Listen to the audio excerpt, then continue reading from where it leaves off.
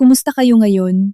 Sana ay nasa mabuti kayong kalagayan, masaya, at handa na. Dahil ang kwentong sisisirin natin ngayon ay siguradong susubok sa inyong emosyon, magpapabulo ng inyong dugo, at baka magpatili pa sa inyo sa harap ng inyong mga screen. Sino ba naman ang hindi masasaktan kapag pagkatapos mong makipaglaban ng sabay, ang isusukli sa iyo ay ang pinakamalupit na pagtataksil? Ngayong araw ay susundan natin ang kwento ni Althea, isang asawa at manager na may napakahalagang papel sa kumpanya ng kanyang asawa. Ngunit nang umupo ang kanyang asawang si Joaquin bilang bagong CEO, bigla itong nagmalaki at nag-astang Diyos. Taglay ang kayabangan, sinisante ni Joaquin si Althea sa harap ng 300 empleyado, itinaboy na parang basura, at tinalikuran ang kanilang kasal. Ngunit ano ang nangyari makalipas ang 5 minuto? Biglang naparalisa ang buong kumpanya ni Joaquin. Hindi niya alam na ang babaeng ipinagtabuyan niya ay ang mismong may hawak ng susi sa sistema at ang tunay na nagmamay-ari ng mga lihim ng kumpanya. Ano kaya ang gagawin ni Althea? Babalik ba siya para iligtas ang asawa o ito na ang simula ng paghihiganting matagal na niyang pinlano? Pigilan niyo muna ang inyong pananabik. Bago tayo pumasok sa unang kabanata, ipakita muna ang inyong suporta para sa kwento ni Ami. Huwag kalimutang i-like ang video na ito, mag-subscribe sa channel ng Kwento ni Ami, at i-on ang notification bell para hindi mahuli sa karugtong ng kwento ni Althea. Panghuli, gusto ko ring malaman kung sino na ang mga nandito. Mag-comment sa ibaba ng inyong pangalan, pinanggalingang probinsya o lungsod, at isulat ang salitang present. Handa na ba kayo? Buksan na natin ang unang yugto ng kwentong ito. Ang dapit hapon na sana ay magdadala ng kapayapaan ay nagningning ng karangyaan na may halong nakatagong tensyon. Ang ballroom ng isang 5-star hotel sa BGC ay napupuno ng kislap ng mga kristal na ilaw na magandang tumatalbog sa mga mamahaling baso ng champagne. Ang hangin ay balot ng amoy ng mga sikat na pabango at mga bulong-bulungan ng papuri na nakatuon sa iisang tao, si Joaquin. Ngayong gabi ay gabi ng pagdiriwang. Ang gabi kung saan opisyal siyang itatalaga bilang CEO kapalit ng kanyang ama, isang posisyon na pinapangarap ng marami. Nakatayo si Althea sa isang sulok ng silid, suot ang isang elegante ngunit simpleng evening gown, malayong malayo sa nakakapasong karangyaan na ipinapakita ng mga kamag-anak ng kanyang asawa. Ang kanyang matatalim na mata ay nagmamasid sa kanyang asawang si Joaquin, naabot tenga ang ngiti, yumayakap sa mga mahahalagang kliyente, at tumatanggap ng pagbati mula sa mga board of directors. Si Joaquin, sa kanyang itim na tuksedo, ay talagang mukhang kaakit-akit. Ang aura ng kapangyarihan at kumpiyansa ay matinding nagmumula sa kanya. Ngunit para kay Althea, ang kislap na iyon ay malamig. Sa nakalipas na 2 linggo mula nang ipahayag ang desisyon sa promotion, naramdaman ni Althea na nagsisimula ng magbago si Joaquin, para itong isang magandang rebultong marmol na wala nang dalang init. Si Althea mismo ay ang Senior Finance at Operations Manager sa kumpanyang iyon, isang posisyon na nakamit niya sa pamamagitan ng matinding pagsisikap at hindi dahil sa kanyang katayuan bilang asawa ng may-ari. Sa katunayan, ang kumpanyang iyon ay nanatiling matatag dahil sa maingat na pagkalkula at sa operational system na idinisenyo at pinatakbo niya sa nakalipas na 5 taon. Isang katotohanan na tila unti-unti nang nakakalimutan ni Joaquin. Bakit ka nag-iisa rito? Ang pamilyar na boses na iyon ang nagpalingon kay Althea. Iyon ay si Paulo, ang kanyang bayaw, na dumating ng gabing iyon kasama si Doña Carmela, ang kanyang biyenan. Ngumisi si Paulo. Ang kanyang ngiti ay hindi umaabot sa kanyang mga mata. Laging minamaliit ni Paulo si Althea. Bilang bunsong anak na laki sa layaw at hindi kailanman nagbanat ng buto sa kumpanya, palaging naiinggit si Paulo sa posisyon at kakayahan ni Althea. Pinagmamasdan ko lang si Joaquin, Paulo. Hindi ba mukhang napaka-proud niya ngayong gabi? Sagot ni Althea. Sinusubukang panatilihin ang masiglang tono. Siyempre naman proud siya. Siya na ang CEO, Althea. Isang posisyon na nararapat lang sa isang miyembro ng pamilya ilustre. Pasaring ni Paulo sa kahumigop sa kanyang inumin. Nga pala, mukhang komportable ka pa rin sa nakakabagot na operations department na iyon. Siguro panahon na para magbitiw ka at mag-focus sa pagiging asawa ng CEO. Hindi ba, Mommy? Sinulyapan ni Paulo si Doña Carmela na kararating lamang. Si Doña Carmela, ang biyenan ni Althea, ay isang babaeng laging formal at malamig ang pakikitungo. Siya ang pangunahing shareholder na labis na nagpapahalaga sa social status at magandang pangalan ng pamilya. Sa nakalipas na mga taon, Neutral ang pakikitungo ni Doña Carmela kay Althea dahil napatunayan nitong nakakapagpasok siya ng pera. Ngunit ngayon, dahil nasa tuktok na si Joaquin, pakiramdam niya ay hindi na mahalaga si Althea. Tipid na ngumiti si Doña Carmela, isang ngiti na hindi kailanman umaabot sa mga mata. Tama si Paulo, Althea. Nasa itaas na ngayon si Joaquin. Dapat magbago na ang mga prioridad. Ang operations at finance ay masyadong mababang trabaho para asikasuhin ang asawa ng isang CEO. Kahit sinong intern ay kayang gawin iyon. Ang mga salita ni Doña Carmela ay tumusok kay Althea na parang mga karayom na yelo. Mababang trabaho. Samantalang tanging si Althea lamang ang nakakaalam na, sa kasalukuyan, ang pinakamalaking proyekto ng kumpanya na tinawag na Project Aguila ay nasa bingit ng krisis sa pondo at tanging ang sistemang nilikha niya ang pumipigil sa proyektong ito upang hindi gumuho. Sa tingin ko ay kailangan pa rin ako, Doña Carmela. Dahil abala si Joaquin sa itaas, kailangan kong bantayan ang pundasyon, mahinahong sagot ni Althea, upang iwasan ang hidwaan. Bumuntong hininga lamang si Doña Carmela. Bahala ka. Ngunit bilang ina, mayroon akong inaasahan. Ang isang CEO ay nangangailangan ng kapareha na kapantay niya, hindi lang isang manager na abala sa mga papeles. Kailangan mong mas magtuon sa iyong hitsura at social circle, Althea. Huwag mong hayaang maging isang lintaka na pabigat sa iyong asawa. Matalim ang kanyang bulong bago tumalikod at iniwan si Althea kasama si Paulo. Linta. Ang salitang iyon ay nagpaikot-ikot sa isip ni Althea, sumisira sa mga natitirang kagalakan ng gabing iyon. Tiningnan niya sina Doña Carmela at Paulo na ngayon ay nagbubulungan sa isang mesa malapit sa poste. Mommy, sigurado ako na ito na ang tamang oras. CEO na si Joaquin, may buong autoridad na siya. Sabi ni Paulo sabay sulyap kay Althea. Magtiyaga ka, Paulo. Huwag tayong magpadalos-dalos. Hayaan muna nating i-enjoy ni Joaquin ang kapangyarihan niya. Pero tama ka. Kailangan nating tanggalin ang linta na iyon. Hindi nararapat si Althea na tumabi sa anak ko sa tuktok. Dapat malaman niya kung saan siya lulugar. Sagot ni Doña Carmela. Ang kanyang mga mata ay nagliliyab sa masamang plano. Hindi narinig ni Althea ang usapan. Ngunit nararamdaman niya ang alon ng puot na nagmumula sa dalawang taong pinakamalapit sa asawa niya. Huminga siya ng malalim. Ang tensyon sa kumpanya ay tumitindi. Nagbago ng husto ang ugali ni Joaquin. At ngayon ang kanyang biyenan at bayaw ay lantarang nagpapakita ng kanilang hindi pagkagusto. Pakiramdam ni Althea ay nakatayo siya sa gitna ng bagyo, na handang manalasa anumang oras. Kumuha siya ng isang basong tubig at nagpa siyang lumayo para maghanap ng sariwang hangin sa balkonahe. Sa balkonahe, kinuha ni Althea ang kanyang cellphone. Binuksan niya ang isang nakatagong application. Isang espesyal na dashboard na siya lang ang may access. Ito ang dashboard para i-monitor ang Project Aguila at pati na rin ang lisensya ng data ng Vital Operational System ng kumpanya na formal niyang pinapaupahan sa kumpanya ni Joaquin. Ang lisensya ng sistemang iyon ay ang puso ng kumpanya. Kung wala ang lisensyang iyon, ang buong operasyon ng pananalapi at data ng proyekto ay mapaparalisa. Bumilis ang tibok ng puso niya nang makita ang liquidity graph ng Project Aguila na kulay pula. Sa nakalipas na 2 linggo, matapos balewalain ni Joaquin ang lahat ng kanyang mga ulat dahil pakiramdam nito ay mas magaling siya, patuloy na bumabagsak ang graph na iyon.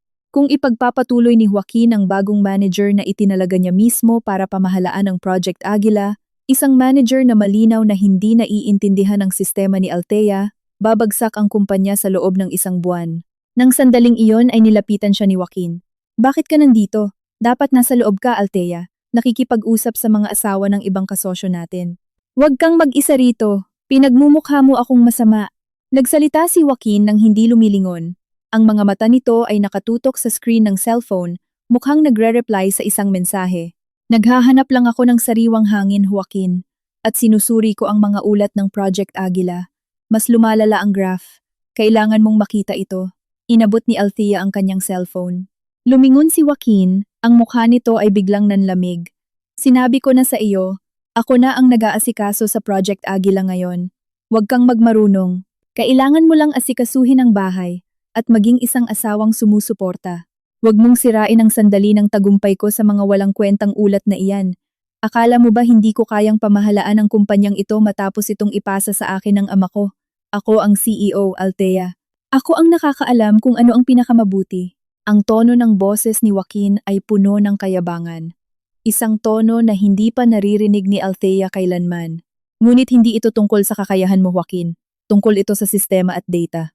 Ako lang ang nakakaalam ng susi. Kung hindi mo agad aaksyonan ang ulat na ito, mawawalan tayo ng milyon-milyong piso at masisira ang ating reputasyon. Pagpupumilit ni Althea. Tumawa ng mapang-uyam si Joaquin. Isang tawa na tumusok sa puso ni Althea. Susi ng data? Akala mo ba ganoon kakahalaga? Kaya kong tumawag ng kahit sinong consultant para basagin ang mga code mong sinasabi mong henyo. Tigilan mo na ang pagpapansin, Althea. Gusto mo lang na palagi kitang tingnan bilang tagapagligtas. Sawa na ako. Inilagay ni Joaquin ang kanyang mga kamay sa baywang, naglalabas ng aura ng kayabangan. Simula ngayon, ayaw ko nang mangialam ka sa mga usapin sa opisina. Bukas, magtatalaga ako ng papalit sa iyo. Sibak ka na sa posisyon bilang manager. I-enjoy mo na lang ang buhay mo bilang asawa ng CEO. Huwag mo na akong ipahiya ulit. Natahimik si Althea. Ang mga salitang iyon ay tumama sa kanya hindi dahil nawalan siya ng posisyon, kundi dahil nawala ang respeto ng kanyang asawa. Napagtanto niya na ang posisyon ng CEO ay ginawang isang makasariling halimaw si Joaquin, na nakikita siya bilang isang asset na dapat itapon, matapos hindi na mapakinabangan. Kaya, ito ba ang desisyon mo? Tanong ni Althea. Ang boses ay nanginginig sa pagpipigil ng galit na nagliliyab.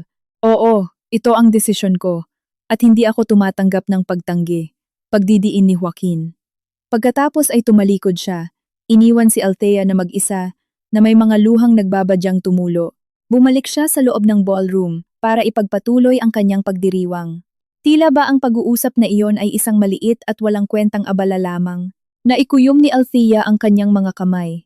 Ang sakit na iyon ay biglang nagbago at naging isang nagniningas na determinasyon. Pinunasan niya ang kanyang mga luha at bumalik sa loob ng silid. Hindi niya hinanap si Joaquin. Hinanap niya sina Doña Carmela at Paulo. Nakatayo sila malapit sa exit, naghahandang umalis. Doña Carmela, Paulo, bati ni Althea gamit ang napakahinahong boses. Oh, hindi ka pa umuuwi. Hindi ba malinaw na hindi ka na kailangan ni Joaquin? Pangungutya ni Doña Carmela. Gusto ko lang pong bumati, sabi ni Althea. Binabati ko kayo sa bagong posisyon ni Joaquin. Sana, sa pag-upo ni Joaquin sa itaas, maging masaya kayong lahat. Talagang magiging masaya kami, Althea. Kung wala ka, magiging mas masaya pa kami, sagot ni Paulo. Dahan-dahang tumango si Althea. Mabuti, kung gayon ay gagawa na rin ako ng desisyon para sa sarili kong kaligayahan. Nagkibit-balikat lamang sina Doña Carmela at Paulo. Inaakala na ang banta ni Althea ay isa lamang pananakot ng isang babaeng nasaktan. Hindi nila alam na hindi lamang pinaplano ni Althea na umalis sa bahay ni Joaquin, kundi aalisin din niya ang lahat ng pundasyon na lihim niyang itinanim sa kumpanyang iyon. Lumingon si Althea sa kanyang asawa na tumatawa pa rin ng masaya sa gitna ng karamihan. Ngumiti siya ng tipid. Isang ngiti na nagtatago ng libu-libong plano ng malamig na paghihiganti. I-enjoy mo ang gabing ito, Joaquin, dahil baka ito na ang huling pagdiriwang mo sa itaas. Pihit ni Althea ang kanyang katawan at umalis sa salo-salo nang hindi na muling nagpaalam. Nang gabing iyon, hindi siya umuwi sa kanilang bahay. Pinaandar niya ang kanyang sasakyan patungo sa opisina ni Ati Vergara, ang kanyang abogado at kanang kamay na tahimik na nagtatrabaho upang ayusin ang kanyang mga lihim na usaping pangnegosyo. Nagawa na ang desisyon. Nagdeklara na ng digmaan si Joaquin at ang kanyang pamilya at handa na si Althea na lumaban hanggang sa huli. Mabilis na binabagtas ng sasakyan ni Althea ang gabi ng BGC na maingay pa rin, iniiwan ang peking kinang ng party ni Joaquin. Ang mga luhang pinigilan niya sa balkonahe kanina ay tuyo na at pinalitan ng apoy ng galit na malamig at planado. Ang opisina ni Attorney Vergara ay hindi matatagpuan sa isang marangyang skyscraper, kundi sa isang tahimik na eksklusibong penthouse sa Makati, na malayo sa ingay ng sentro ng negosyo. Doon patagong nag-ooperate ang Macaraeg Foundation, isang legal na organisasyon na sumasaklaw sa lahat ng mga asset at negosyo ni Althea na hindi alam ni Joaquin at ng kanyang pamilya, kasama na ang dambuhalang vendor company na nagbibigay ng vital operational system para sa kumpanya ni Joaquin. Si Atini Vergara, isang kalmadong lalaking nasa katanghali ang gulang na at matalino, ay naghihintay na sa kanya. Pagpasok pa lang ni Althea, kahit walang masyadong salita, naiintindihan na ni Atinio Vergara ang lahat mula sa ekspresyon ng mukha ni Althea. Buo na ang desisyon, ma'am? Tanong ni Attorney Vergara na nag-aalok kay Althea ng isang tasa ng mainit na tsaa. Buo na, Atini Vergara, kasi sisante lang sa akin ni Joaquin at pinagbawalan akong mangialam sa opisina. Iyon na ang huling babala, sagot ni Althea. Mahigpit na hawak ang kanyang tasa. Tinawag nila akong linta, pues, ngayon na ang oras para ipakita ng lintang ito kung ano ang mangyayari kung aalisin siya sa host niya. Binuksan ni Althea ang kanyang laptop at ipinakita ang screen ng Project Aguila na may problema. Gaya ng ikinababahala ko, attorney, ang liquidity ay malapit na sa critical limit. Hindi alam ng bagong manager na itinalaga ni Joaquin kung paano pamahalaan ang cash flow ng Project Aguila. At ang pinakamahalaga, binaliwala nila ang katotohanan na ang lisensya ng MCS50 na nagpapagana sa buong financial system ng proyektong iyon ay nakarehistro sa ilalim ng pangalan ng Makaraeg Foundation. Ang lisensya ng MCS50 ang susi. Ang lisensyang iyon ay bunga ng pagsisikap ni Althea bago pa siya ikasal. Isang sistemang napatent niya at pinapaupahan muli sa kumpanya ng kanyang asawa na may taunang kontrata na automatikong nare-renew. Ngunit dahil sa pagpapalayas kay Althea, mayroon siyang buong karapatan na kanselahin ang lisensyang iyon batay sa paglabag sa etika at employment contract. Naihanda ko na ang mga dokumento, ma'am. Sa oras na magbigay ka ng utos, maaari na nating isumite ang pagkansela ng kontrata ng lisensya batay sa pagkakaroon ng internal conflict na humahadlang sa pagpapatakbo ng sistema. Kung walang MCEYS 50, lahat ng data ng Project Aguila, kasama na ang access sa project funds at client database, ay tuluyang malalak. Magdudulot ito ng operational paralysis sa loob lamang ng ilang oras, paliwanag ni Ati Vergara. Bigyan mo ako ng 2 araw, attorney.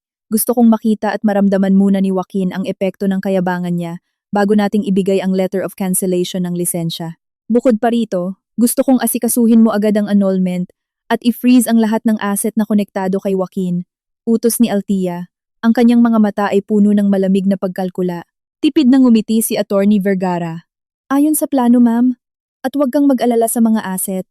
Karamihan sa kayamanan ni Joaquin ay nakatali sa collateral ng utang ng kumpanya na maaari lamang ma-liquidate o palitan kung may pahintulot mo bilang may hawak ng kontrol ng MCS50 ng hindi direkta. Hindi siya makakatakas dala ang pera mo. Nang gabing iyon hanggang madaling araw, sina Althea at Attorney Vergara ay nagbalangkas ng isang estratehiya ng malamig at sistematikong paghihiganti. Hindi na ito usapin ng emosyon. Ito ay isang labanan sa negosyo at batas. 2 araw ang lumipas, sa main office ng kumpanya, nagsimula ng maramdaman ng tensyon.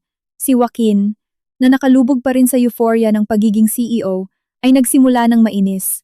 Abala siya sa pagtanggap ng mga pagbati, ngunit sa likod ng kanyang mesa, ang mga tambak na dokumento mula sa Operations Department ay nagsimula ng magpatong-patong. Ang manager na itinalaga ni Joaquin bilang kapalit ni Althea, isang batang lalaki na nagngangalang Kian, ay nakikitang natataranta. Labas-masok siya sa opisina ni Joaquin. Sir Joaquin, sinabi ko na po na ang Project Aguila ay nakakaranas ng napakaseryosong problema sa cash flow. Hindi po tayo makapagbayad sa mga supplier para sa mga mahahalagang materyales ngayong buwan. Ulat ni Kian na namumutla ang mukha. Si Joaquin, na abala sa pagpili ng kulay ng bago niyang sports car, ay iwi na wagayway ang kamay dahil sa inis. Bakit ba ang arte-arte mo, Kian? Hindi ba technical problem lang yan? I-transfer mo na lang ang pondo. Gaano ba kahirap yon? Ang problema po, sir, hindi po nagsisync ang transfer data. Ang MCS50 system na ginagamit ni Ma'am Althea ay napaka-complex po. Sinubukan ko na pong gamitin ang lumang password ni Ma'am Althea pero hindi gumana. Mula nang umalis si Ma'am Althea, may lumabas na extra security layer. Kailangan ko po ng authorization mula sa kanya. Paliwanag ni Kian na dismayado. Althea? TSK? Babaeng papansin. Sinadya niyang pakomplikahin ang sistema para magmukha siyang importante. Sigaw ni Joaquin sabay hagis ng kanyang ballpen. Sinabi ko na sa iyo na wag mo nang babanggitin ang pangalan niya rito. Tawagin mo lang ang IT team. Ipahack mo sa kanila ang bobong sistemang iyan. Ayaw kong magkaroon ng sagabal dahil lang sa kalokohan ng isang selosang ex-manager. Yumuko si Kian sa takot. Sinubukan na po ng IT team, sir. Sabi nila, nakapatent daw po ang sistema at kailangan ng authorization code mula sa may hawak ng lisensya. Iminungkahi po nila na opisyal na kontakin ang may-ari ng lisensya. May-ari ng lisensya? Sino siya? Wala akong natatanda ang lisensya para sa internal system natin. Napakunot noo si Joaquin. Mulat sa pool, Inakala ni Joaquin na ang lahat ng sistema ay pagmamay-ari ng kumpanya. Ipinapakita po ng aming data na ang lisensya ay pagmamay-ari ng Macaraeg Foundation. Sagot ni Kian sa mahinang boses, halos hindi na marinig. Natigilan si Joaquin. Ano? Macaraeg Foundation? Althea? Pangalan niya iyon. Hindi maaari. Siguradong modus niya iyan para makontrol ang kumpanya. Tumayo si Joaquin, ang galit ay tumitindi. Sa sandaling iyon, tumunog ang cellphone ni Joaquin. Galing ito kay Doña Carmela. Joaquin, nasaan ka? Bakit hindi ka pumunta sa charity event kahapon? Hinahanap ka ng lahat. Dapat uma-attend ka sa mga social events na ganyan. CEO ka na ngayon. Huwag kang mag-focus sa mga walang kwentang problema sa opisina. Bungad ni Doña Carmela, nang walang pagbati. Mommy, may malaking problema po ako sa opisina. Problema sa pera. Nakalak ang sistema, Mommy. At lumalabas na ang babaeng iyon, si Althea, ay may hawak ng patent sa sistemang ginagamit ng Project Agila. Halos sumigaw na sabi ni Joaquin. Huwag kang owa. Siguradong pananakot lang iyan ng mababang uring babaeng iyan. Bigyan mo na lang siya ng konting pera. Siguradong ibibigay niya sa iyo ang code. Huwag mong hayaang hadlangan ng maliit na problemang ito ang mga plano natin na tuluyan siyang palayasin sa buhay mo. Focus, Joaquin. Kailangan mong ayusin agad ang annulment ninyo. Sinabi ko na sa iyo, magiging pabigat lang siya at pababagalin ang mga hakbang mo. Giit ni Doña Carmela na may mapanuyang tono. Nang marinig ang pamimilit ng kanyang ina, muling nakumbinsi si Joaquin. Tama, siguradong modus lang ito ni Althea. Hindi ako dapat magmukhang natataranta. Sige, Mommy. Tatawagan ko si Althea at bibigyan siya ng ultimatum. Patutunayan ko sa kanya na hindi ako umaasa sa spoiled na babaeng tulad niya. Pangako ni Joaquin. Sinusubukang pigilan ng paniking gumagapang sa kanya. Pagkatapos ay sinubukan ni Joaquin na tawagan si Althea. Gayunpaman, nire-reject ni Althea ang kanyang mga tawag. Nagpadala si Joaquin ng mga text message, ultimatum, at maging banta. Walang sagot, lalo pang nadismaya si Joaquin. Pakiramdam niya ay nawawalan siya ng kontrol sa sitwasyong dapat ay nasa ilalim ng kanyang mga paa. Habang nalulunod si Joaquin sa kayabangan at pagkabigo sa kanyang opisina, tumanggap si Althea ng tawag mula kay Bianca, ang kanyang matalik na kaibigan na CEO din ng isang karibal na kumpanya sa real estate. Sigurado ka ba sa hakbang na ito, Althea? Ang pagkansela sa lisensya ng sistema mo ay parang pagpapasabog ng time bomb. Masisira ang reputasyon nila, pero bangral dangisan din ng konti ang pangalan mo dahil sa gulo na ito, nag-aalalang sabi ni Bianca. Kailangan ko, Bianca. Tinawag nila akong linta. Gusto nilang umalis ako. Sige, aalis ako. Pero dadalhin ko ang lahat ng pundasyon nila. Hindi pinahalagahan ni Joaquin ang talino ko. Nakikita niya lang ako bilang dekorasyon. Pagod na akong bigyan siya ng mga palihim na babala, sabi ni Althea. Ito ay isang aral na dapat niyang matanggap. Kailangan niyang malaman na ang pagiging CEO ay hindi lamang sa titulo, kundi sa responsibilidad at integridad. Sige, babantayan ko ito mula sa malayo. Tandaan mo, handang sumuporta ang team ko at kumpanya ko sa iyo. Ano man ang mangyari, pangako ni Bianca na nagsisilbing pinakamatibay na support system ni Althea. Kinabukasan ng umaga, lalong lumala ang sitwasyon sa opisina ni Joaquin. Tuluyan nang tumigil ang Project Agila. Nagsimula nang magpadala ng protest letters ang mga supplier dahil na-delay ang bayad.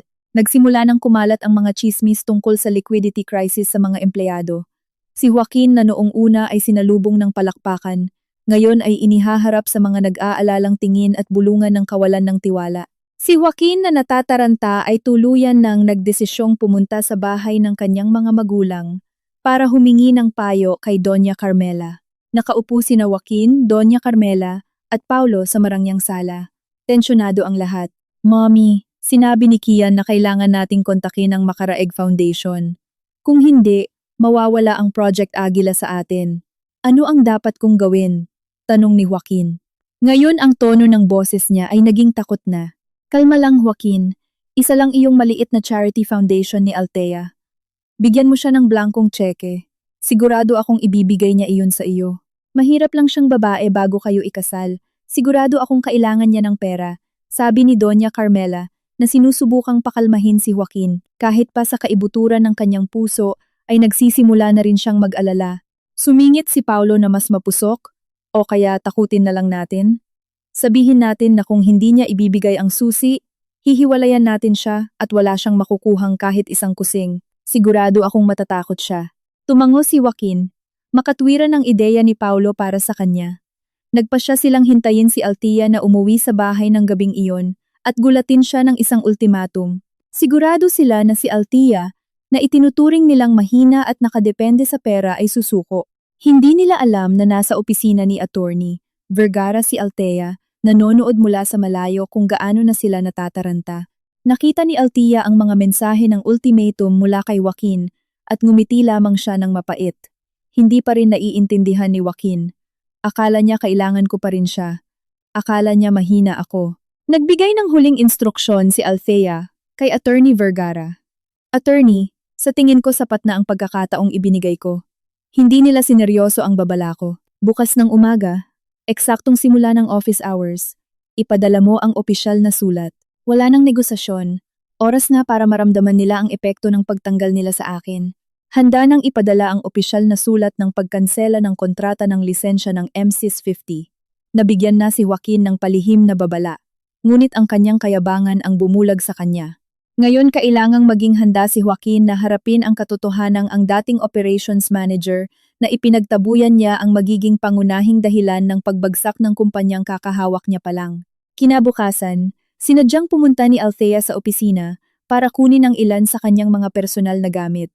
Naglakad siya sa lobby, hindi pinapansin ang mga naaawang tingin at kuryosidad ng mga empleyado.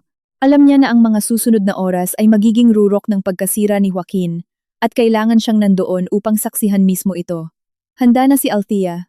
Nang umagang iyon, mabigat ang hangin sa 20 palapag ng building ng kumpanya. Hindi lamang dahil sa malakas na aircon, kundi dahil may isang uri ng aura ng kawalan ng katiyakan na nakabitin sa hangin. Eksaktong 9:00 ng umaga, nakatayo si Joaquin sa isang maliit na entablado sa multi-purpose room na nakaharap sa humigit kumulang 300 empleyado mula sa iba't ibang departamento. Ang biglaang general meeting na ito, na tinawag ni Joaquin bilang New CEO Vision Orientation, ay ang unang pagkakataon simula ng formal niyang hawakan ang pinakamataas na posisyon. Sa kaliwang bahagi ng front row, nakaupo si Doña Carmela, suot ang mamahaling designer suit na may mayabang na ngiti at mapagmataas na tingin na patuloy na sinusuri ang paligid. Sa tabi niya ay si Paulo na abala sa paglalaro ng kanyang cellphone habang pasulyap-sulyap sa entrance door, naghihintay sa pagdating ng pinakakinamumuhian niyang tao. Sa gitna ng mga tao, nakaupo si Althea. Suot niya ang isang maayos ngunit kaswal na business attire. Mukha siyang kalmado at kagalang-galang, malayo sa impresyon ng pagkataranta o takot. Pumunta siya roon hindi para sa meeting, kundi para kunin ang ilang personal na gamit at i-finalize ang pagsusumite ng kanyang formal na letter of resignation sa sekretarya ni Joaquin, ngunit nang hilingin siyang sumali sa meeting, sumunod si Althea. Alam niya na ito ang entabladong inihanda ni Joaquin at handa siyang maging manonood sa sarili nitong pagbagsak bago dumating ang pagkakataon niya para gumanti. Sinimulan ni Joaquin ang kanyang talumpati nang may buong pagtitiwala sa sarili. Nagsasalita tungkol sa kanyang ambisyosong pananaw, restrukturasyon ng kumpanya, at bagong sigla. Mukhang enjoy na enjoy siya sa spotlight. Paminsan-minsan ay pumapalakpak ang mga empleyado. Gayunpaman, marami ang nagkatinginan, lalo na ang mga nasa operations at finance department na nakakaalam na sa likod ng magandang talumpati na iyon ay ang Project Aguila na naghihingalo na at ang mahahalagang sistema na naparalisa. Inilipat ni Joaquin ang paksa. Upang makamit ang bisyon na ito, aniya, umaalingaw-ngaw ang boses sa mikropono, kailangan nating putulin ang lahat ng tanikala ng kahinaan, kailangan natin ng efficiency, at ang pinakamahalaga, kailangan natin ng ganap na katapatan at walang kapintasang kakayahan. Ngumiti ng malapad si Doña Carmela. Ito ang hudyat na hinihintay niya. Sa kasamaang palad, pagpapatuloy ni Joaquin, ang tono niya ay naging malamig at mapanghusga. Hindi lahat ng tao sa silid na ito ay nararapat na nandito. May ilang tao na pabigat lamang at humahadlang sa ating pag-usad, na ginagamit ang kanilang posisyon para lang magpasikat o para sa personal na interes. Ang tingin ni Joaquin ay dumaan sa karamihan at tumigil ng eksakto kay Althea. Natahimik ang buong silid. Ang tensyon ay sumasakal sa hangin. Sinundan ng lahat ng mata ang tingin ni Joaquin, nakatuon kay Althea. Ngayong araw, bilang CEO at pinuno ng kumpanyang ito, Gagawa ako ng mahigpit ngunit kinakailangang desisyon para sa kinabukasan nating lahat, sabi ni Joaquin. Bumaba siya mula sa entablado. Ang kanyang mga hakbang ay sinadya at dramatiko, papunta sa hanay kung saan nakaupo si Althea. Nanatiling nakaupo ng tuwid si Althea, malamig ang kanyang tingin, tila pinapanood lamang niya ang isang mumurahing teatro. Alam niyang mangyayari ito. Ito ay isang public execution na idinisenyo ni Joaquin at Doña Carmela. Tumigil si Joaquin sa tapat ni Althea. Lumapit ang mikropono sa kanyang mga labi. Ang mukha niya ay nagpapakita ng pinaghalong kimkim na galit at kayabangan ng kapangyarihan. Mrs. Althea Ilustre, tawag ni Joaquin gamit ang formal at matalim na tono. Simula ngayong araw, ang posisyon mo bilang Senior Finance and Operations Manager sa kumpanyang ito ay binabawi na ng tuluyan. Ang mga bulungan ay agad na bumasag sa katahimikan sa buong kwarto. Nagulat ang mga empleyado. Kilala si Althea bilang isa sa pinakamahuhusay na manager. At hindi lang iyon, nagpatuloy si Joaquin, tumaas ang boses, hindi pinapansin ang mga bulungan. Hindi ko na rin kailangan ng presensya mo sa tabi ko. Napatunayan mong wala kang kakayahan at gumagawa ka lamang ng mga internal na problema na sumisira sa aking katatagan. Pagkatapos ay binitawan ni Joaquin ang pinakamalupit at pinakamapanlait na pahayag na kailanman ay nasabi niya. Ang kanyang mga mata ay nagliliyab sa panghahamak, eksakto sa plinano ni na Doña Carmela at Paulo. Lumayas ka sa opisinang ito ngayon din, at huwag mo nang asahan na asawa pa rin kita. Mga guwardiya, ikaladkad niyo palabas ang babaeng ito. Ang sigaw ni Joaquin ay umaalingaw-ngaw, na nagpagulat sa daan-daang empleyado. Ang mga salitang iyon ay napakatalim, napakamapanlait, kaya maging sina Doña Carmela at Paulo ay nagulat kung gaano kalayo ang inabot ni Joaquin. Ngumisi sila. Nararamdaman ang matamis na tagumpay. Lumapit ang dalawang guwardiya, nag-aalangan. Alam na alam nila kung sino si Althea. Sa huli ay tumayo si Althea. Hindi siya lumingon sa mga guwardiya at hindi niya iniyuko ang kanyang ulo. Tiningnan niya si Joaquin ng diretso sa mata. Isang tingin na napakalamig at tumatagos, kung kaya't napaatras pa si Joaquin dahil natakot siya. Sige Joaquin, sagot ni Althea sa napakahinahon at malinaw na boses. Kahit hindi gumagamit ng mikropono, aalis ako. Ngunit tandaan mong mabuti ang mga sinabi mo ngayon. Pagsisisihan mo ang desisyong ito ng higit sa ano paman na pinagsisihan mo sa iyong buhay. Lumingon siya kina Doña Carmela at Paulo na ngayoy ngingisi-ngisi. At para sa inyong dalawa, i-enjoy ninyo ang peking tagumpay na ito. Dahil pagkatapos nito, ang alon na paparating ay lalamon sa inyo ng buo. Tinabig ni Althea ang mga kamay ng guwardiya na nag-aalangang hawakan siya. Hindi niya kailangang kaladkarin.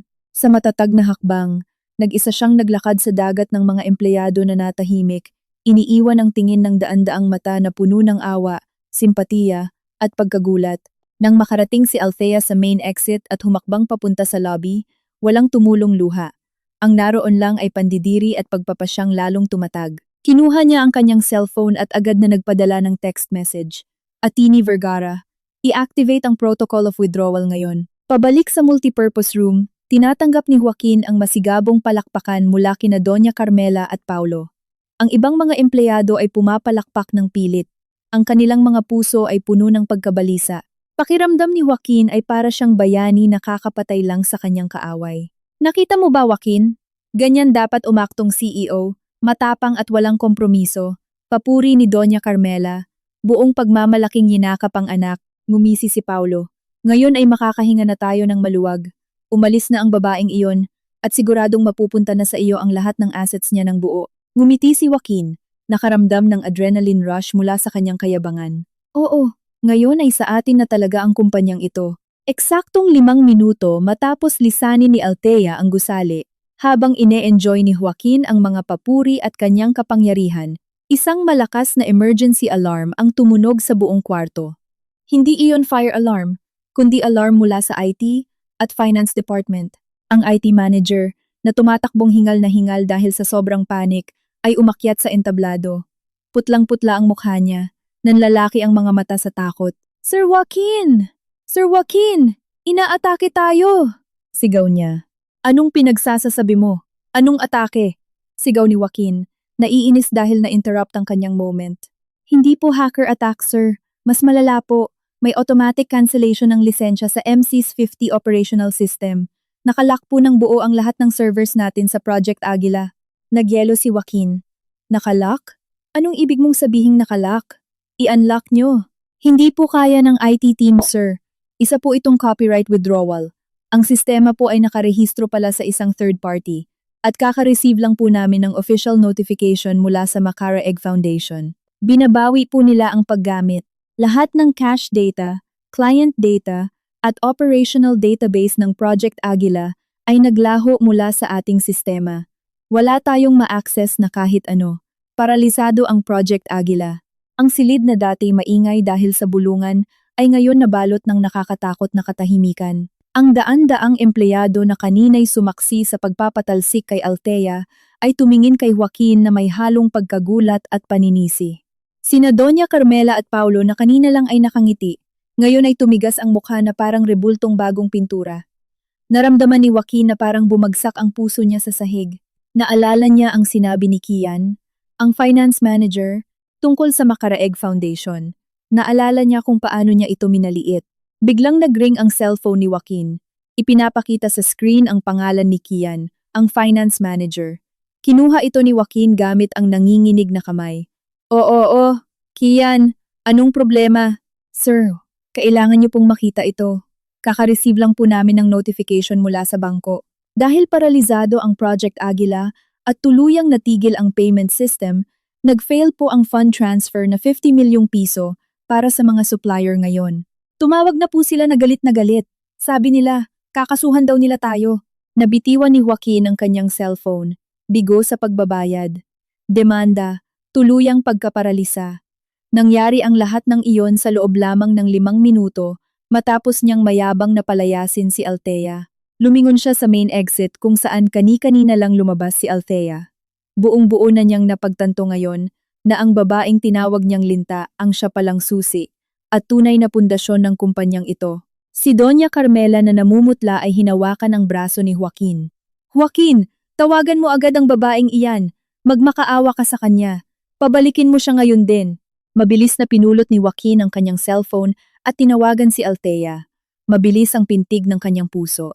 Sinubukan niyang pakalmahin ang sarili, sinusubukang magtunog autoridad. Ngunit nanaig ang hindi mapigilang tunog ng panik. 5 minuto pa lang matapos umalis, tumatawag na ang kanyang asawa dahil nakakaranas ang kumpanya nito ng total paralysis na nagbabanta ng bankruptcy. Nang mabitiwan ni Joaquin ang kanyang cellphone, ang mukha niya ay refleksyon ng purong takot. Tumingin siya sa kawalan patungo sa exit door na dinaanan ni Althea 5 minuto na ang nakakaraan. Sa paligid niya, ang kapaligiran sa multipurpose room ay nagbago mula sa pagdiriwang tungo sa puntod ng takot. Ang daan-daang empleyado na nakasaksi sa kayabangan ni Joaquin ay naging tahimik na saksi sa agarang pagbagsak ng kumpanyang iyon. Ang panik na umusbong mula sa anunsyo ng IT manager ay lalong nagpainit sa sitwasyon.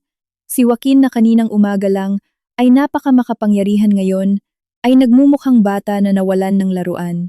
Hindi na maitago ni Doña Carmela ang panik sa likod ng kanyang mamahaling makeup. Hinawakan niyang mabuti ang braso ni Joaquin. Tawagan mo siya ulit.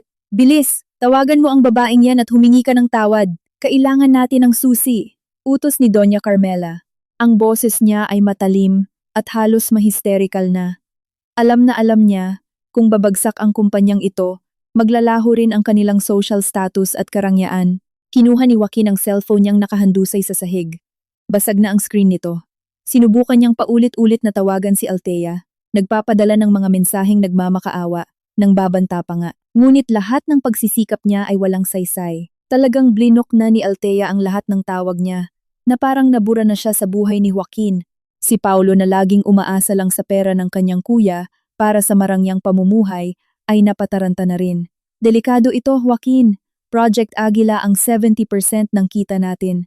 Kung mapaparalisa ito, hindi tayo makakapagbayad ng sweldo. Pwedeng bumagsak ang kumpanya sa loob ng 1 linggo. Nagsimulang magpalakad-lakad ng balisa si Paulo, sinasabunutan ang sarili. Hindi niya kailanman naisip na ang karangyaan na tinatamasa niya ay maglalaho ng ganito kabilis dahil lamang sa kayabangan ni Joaquin.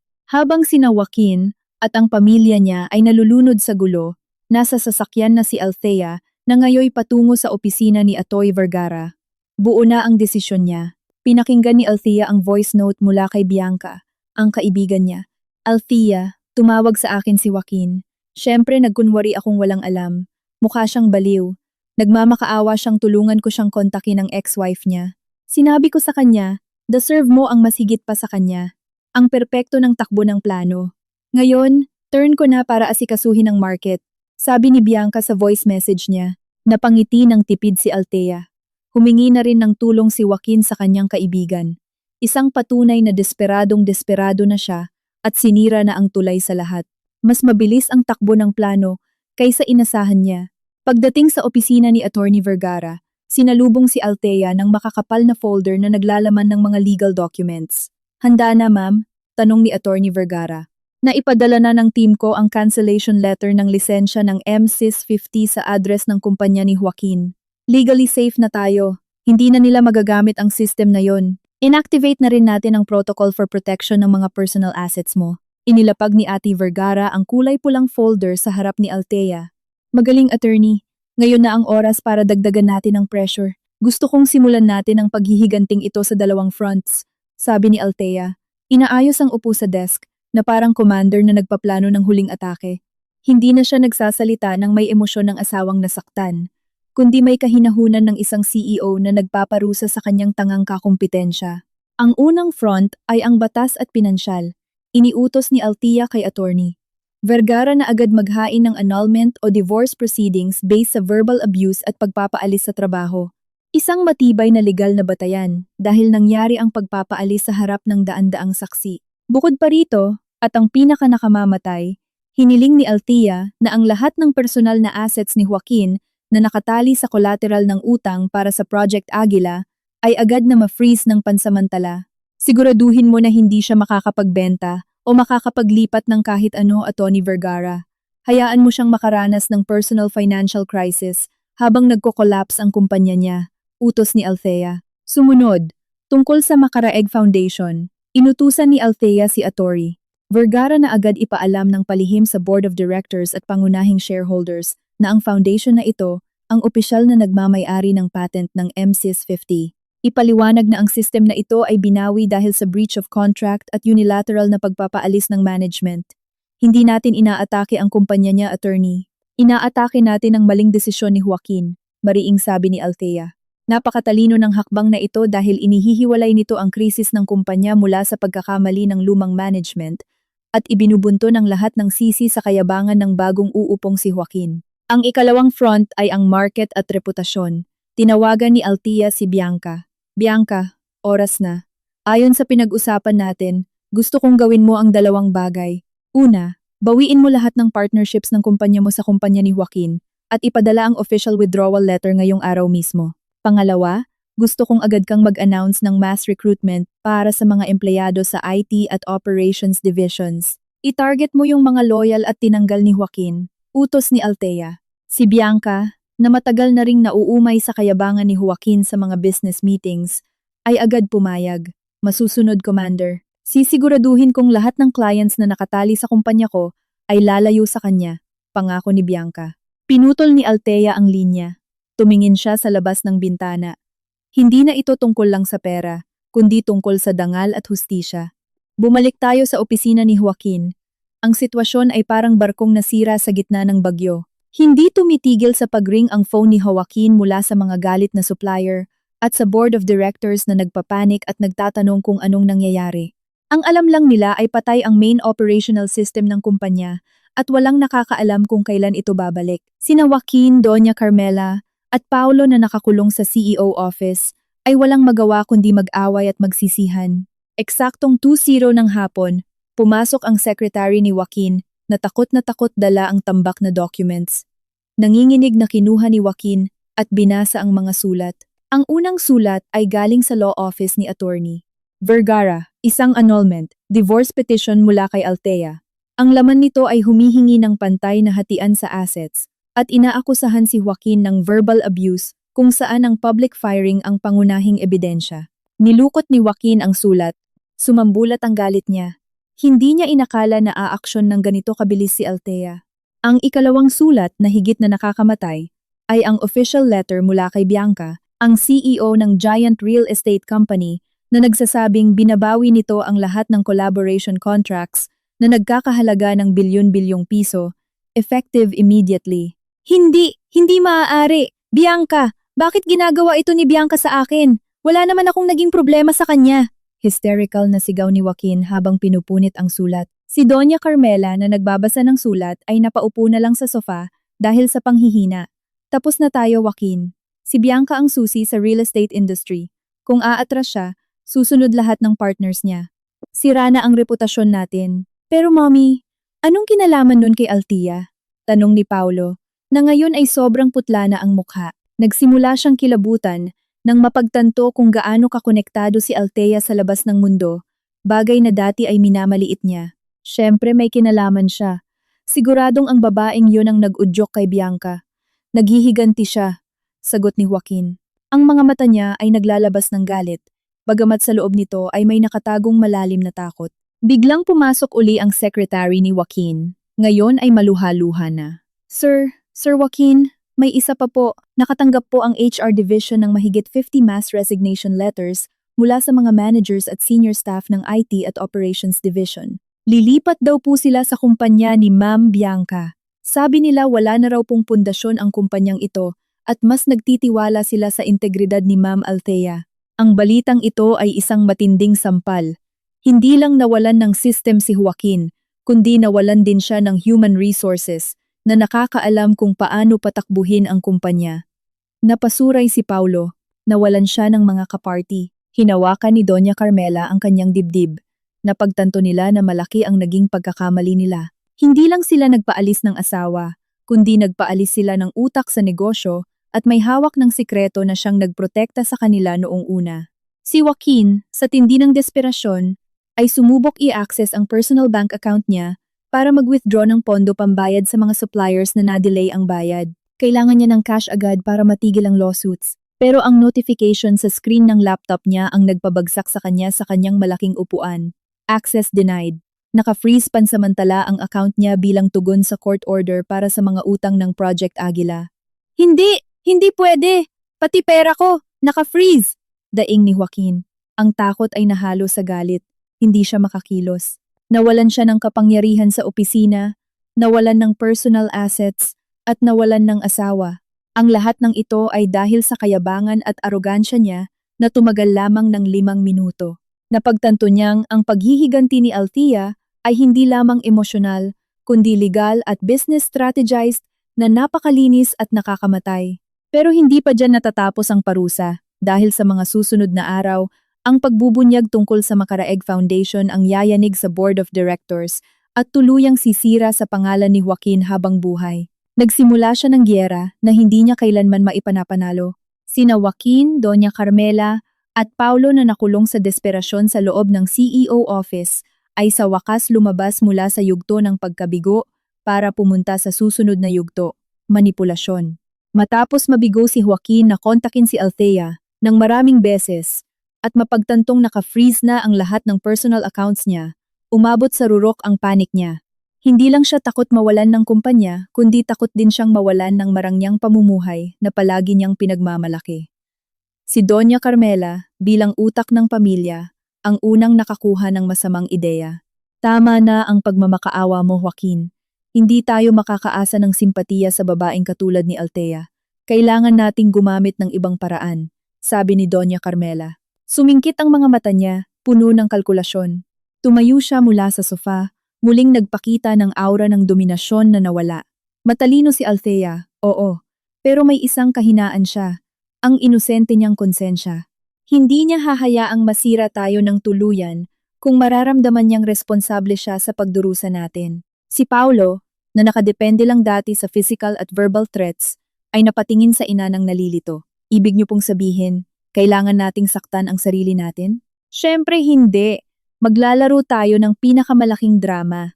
Kailangan natin siyang mapaniwala na ang pagbagsak na ito ay hindi lang nakaapekto sa business, kundi maging sa kalusugan at buhay natin. Pukawin natin ang guilt niya. Paliwanag ni Doña Carmela. Isang nakakalokong ngisi ang lumitaw sa labi niya. Si Joaquin, na wala ng choice, ay tumango bilang pagsang-ayon. Gagawa tayo ng aksidente. Isang aksidenteng sapat na malala para mapatawag si Althea, pero hindi nakakamatay. Mommy, Paulo, tulungan niyo ako.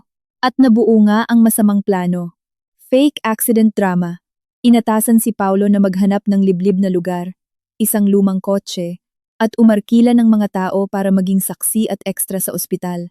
Si Doña Carmela ay mag-a-acting bilang biktima na na-stress ng husto at na-confine sa ospital, habang si Joaquin ay gaganap bilang asawang depressed at na-shock na patuloy na nagmamakaawang bumalik si Althea. Kinabukasan, tinawag ni Joaquin ang dati niyang driver na sinisante ni Paulo. Nangako siya ng malaking halaga ng pera na syempre hindi niya kayang bayaran ngayon, pero pinangakong babayaran pagbalik sa normal ng kumpanya. Inutusan niya ang driver na mag-ayos ng single vehicle accident na magmumukhang malala. Ginamit ni Joaquin ang isa sa mga luma niyang mamahaling kotse na naka-insure naman at ipinabangga ito sa poste ng kuryente sa isang tahimik na kalye. Sinigurado ni Joaquin na ang photos at balita ng aksidente ay makakarating agad kay Althea. Pagdating ng gabi, kumalat na ang balita.